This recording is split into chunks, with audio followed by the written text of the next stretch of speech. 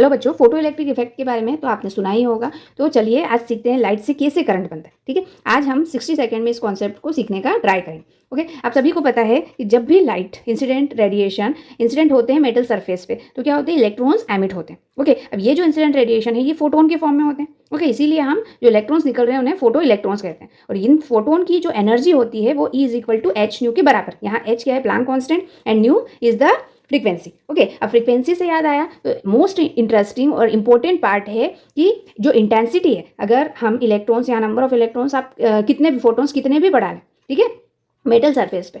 Okay, तो energy depend intensity पे नहीं करेगी। एनर्जी किस पे डिपेंड करेगी बेटा, फ्रीक्वेंसी पे डिपेंड करेगी। ओके, और इसी फ्रीक्वेंसी को हम बोलते हैं थ्रेशोल्ड फ्रीक्वेंसी। अगर थ्रेशोल्ड फ्रीक्वेंसी से कम फ्रीक्वेंसी हुई तो चाहे आप कितनी भी ब्राइट लाइट इंसिडेंट करवा दें, इलेक्ट्रॉन्स एमिट नहीं होंगे। ओके, तो यही थ्रेशोल्ड फ्रीक्वेंसी का कॉन्सेप्ट है। थ्रेशोल्ड फ्रीक्वेंसी को हम न्यू नॉट से डिनोट करते हैं। Nu naught is equal to pi naught divide by H होता है। ठीक है, अब ये पाई नॉट वर्क फंक्शन क्या है, तो वर्क फंक्शन। ठीक है, तो वर्क फंक्शन क्या होता है बेटा, मिनिमम अमाउंट ऑफ एनर्जी।